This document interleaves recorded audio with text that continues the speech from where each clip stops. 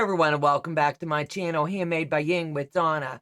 Today is October the 25th, and it's Tuesday of 2022. Today I'm working on the Richard Stutler quilt, and it's in memory of him. He was an avid motorcycle rider, and here you're seeing me adhere the label. It's pinned in to the bottom left-hand corner of the quilt, and this is the preliminary. This is kind of like the test one. There is a misspelling on this, so you'll see that. This is just the preliminary of the layout of me showing the demonstration of that's the block that it's going to. That has been corrected, and you'll see it in the final product of the quilt. So I'm going to slip to the next one.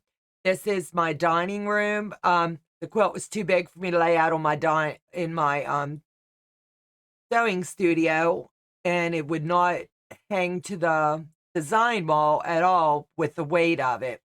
It has quite many blocks, as you can see.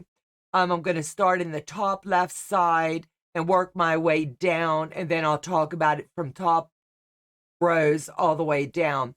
In the very top left-hand side, those blocks were cut to approximately 8 to 12 inches in the depth of them. They are all approximately 16 inches wide, and there's gray strips that have been sewn in, and this is just the layout as I was waiting on the family's approval, and this was the final approval in the block layout. Other pictures that you're going to see, that when we lay those out for you, you're going to see that they all have numbers. The numbers have been removed for this one because this is the final layout that's been approved. So from top to bottom, I'm going to come down the left-hand side, and you're going to see there's 1, 2, 3, 4, 5 blocks that needed to be downsized so that I could get every t-shirt into this quilt. This quilt means the world to this family, and I want to give it more than 110%.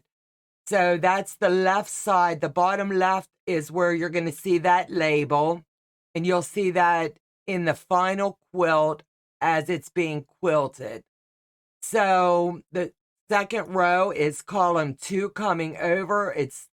He was, like I said, an avid motorcycle rider, so a lot of these shirts have his travels over the course of his life.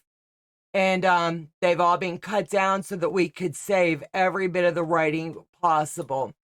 So there's 5, 10, 20, 25. There's like 36, 38 shirts. The blue block, the goal was to get it dead center, but it was impossible, so it's skewed off to the right-hand side just a bit. And there's 2 blocks that have also been cut down from the shirts that go above and below, and both of those are the Harley.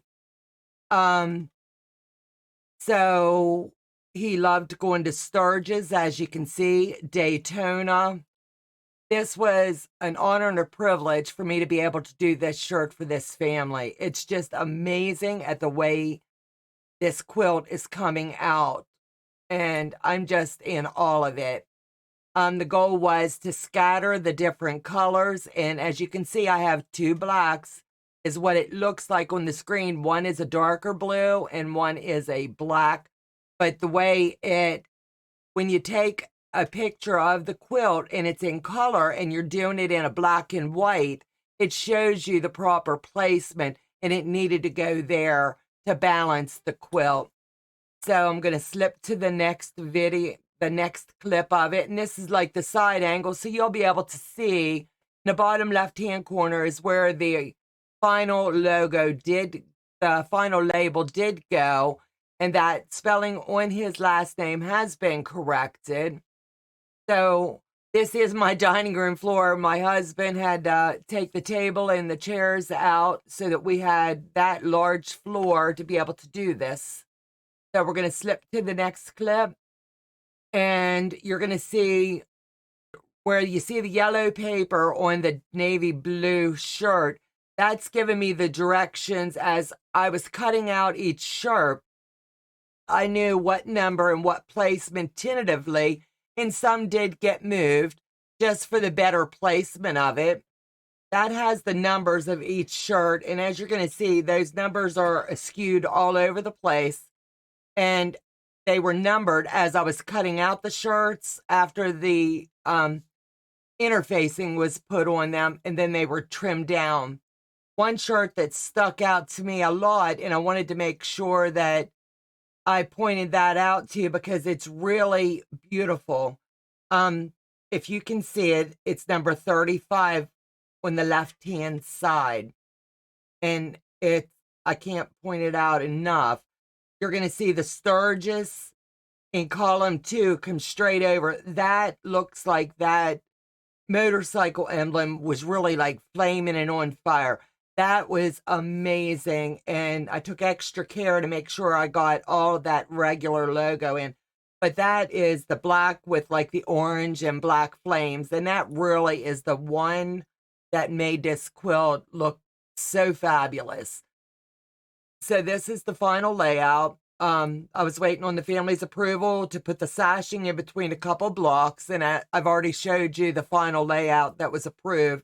The Smoky Mountains is in here where he's went to Pigeon Forge, Tennessee, Abington, Virginia, New Samaritan Beach in Florida. This man has traveled all around the world with the passion of something he dearly loved doing.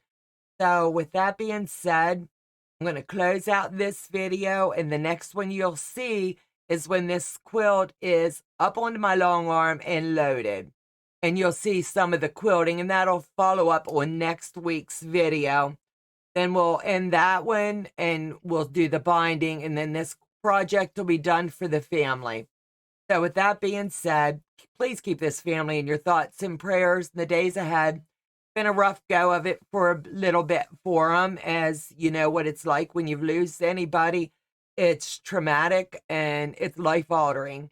And this is a way for them to keep his memory alive and keep it with them. And God bless you guys. Take care, and I'll see you back in the next video on this project. Thanks for watching.